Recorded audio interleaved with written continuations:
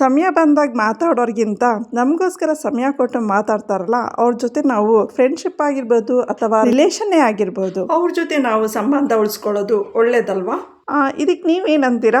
ನಮಸ್ತೆ ಸ್ನೇಹಿತರೆ, ಇವತ್ತಿನ ವಿಡಿಯೋದಲ್ಲಿ ಸ್ವೀಟ್ ಕುಂಬಳಕಾಯಲ್ಲಿ ನಾನು ಸ್ಪೆಷಲ್ ಆಗಿ ಈ ಒಂದು ರೆಸಿಪಿನ ಶೇರ್ ಮಾಡ್ತಾ ಇದ್ದೀನಿ. ತುಂಬಾ ಸಿಂಪಲ್ ಆಗಿ ಈಸಿಯಾಗಿ ಮಾಡುವಂಥದ್ದು.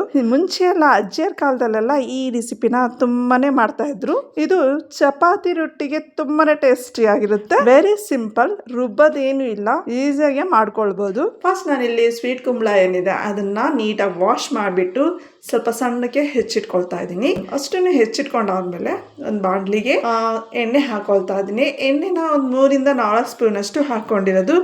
ಅದು ಬಿಸಿ ಆದಮೇಲೆ ಸಾಸಿವೆ ಹಾಕೊಳ್ತಾ ಇದ್ದೀನಿ. ಸಾಸಿವೆ ಚಟಪಟ ಆದಮೇಲೆ ಕಡಲೆಬೇಳೆ ಹಾಕೊಳ್ತೀನಿ.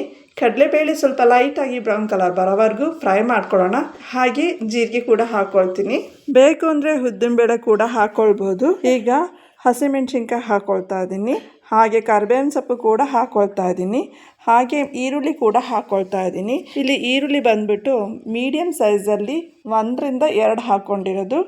ಈರುಳ್ಳಿ ಎಲ್ಲ ಫ್ರೈ ಆದಮೇಲೆ ಹಾಗೆ ಸ್ವಲ್ಪ ಯೆಲ್ಲೋ ಪೌಡ್ರ್ ಕೂಡ ಹಾಕ್ಕೊಳ್ಳೋಣ.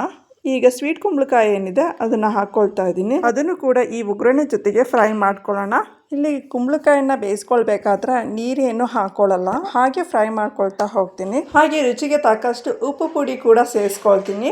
ಇಲ್ಲಿ ಉಪ್ಪು ಸ್ವಲ್ಪ ಬೇಗ ಹಾಕೊಳ್ಳೋದ್ರಿಂದ ಕುಂಬಳಕಾಯಿ ಏನಿದೆ ಅದು ಸ್ವಲ್ಪ ಜಲ್ದಿ ಬೇಯುತ್ತೆ ಅಂದ್ಬಿಟ್ಟು ಸ್ವಲ್ಪ ಜಲ್ದಿನೇ ಹಾಕೊಳ್ತಾ ಇದ್ದೀನಿ. ಇಲ್ಲಿ ಬೇಯಿಸ್ಕೊಳ್ಬೇಕಾದ್ರೆ ಅಲ್ಲಲ್ಲೇ ತಿರುಗಿಸ್ಕೊಂಡು ಬೇಯಿಸ್ಕೊಳ್ಬೇಕಾಗುತ್ತೆ, ಇಲ್ಲಾಂದ್ರೆ ಅದೇನಾಗುತ್ತೆ ತಳ ಹಿಡಿಯುತ್ತೆ. ಇದ್ರ ಜೊತೆಗೆ ಕೊತ್ತಂಬರಿ ಸೊಪ್ಪು ಕೂಡ ಹಾಕೊಳ್ತಾ ಇದ್ದೀನಿ. ಕೊತ್ತಂಬರಿ ಸೊಪ್ಪು ಹಾಕೊಂಡಾದ್ಮೇಲೆ ನೀಟಾಗಿ ಒಂದ್ಸಲ ಮಿಕ್ಸ್ ಮಾಡ್ಕೊಳ್ಳೋಣ. ಈಗ ತೆಂಗಿನಕಾಯಿ ತುರಿ ಕೂಡ ಹಾಕೊಳ್ತಾ ಇದ್ದೀನಿ. ಅದನ್ನ 1 ಬೌಲ್ ಅಷ್ಟು ಹಾಕೊಂಡಿರೋದು. ತೆಂಗಿನಕಾಯಿ ತುರಿ ಹಾಕೊಂಡಾದ್ಮೇಲೆ ಅದನ್ನು ಕೂಡ ಒಂದ್ಸಲ ನೀಟಾಗಿ ಮಿಕ್ಸ್ ಮಾಡ್ಕೊಳ್ಳೋಣ. ಇಲ್ಲಿಗೆ ಪಲ್ಯ ರೆಸಿಪಿ ರೆಡಿ ಆಯಿತು. ಈ ರೆಸಿಪಿ ಇಷ್ಟ ಆಗಿದ್ದಲ್ಲಿ ಪ್ಲೀಸ್ ಲೈಕ್ ಮಾಡಿ, ಶೇರ್ ಮಾಡಿ. ಒಂದು ವೇಳೆ ನೀವು ಈ ಚಾನಲ್ಗೆ ಸಬ್ಸ್ಕ್ರೈಬ್ ಆಗಿಲ್ಲ ಅಂದರೆ ಸಬ್ಸ್ಕ್ರೈಬ್ ಮಾಡ್ಕೊಳ್ಳಿ. Thank you.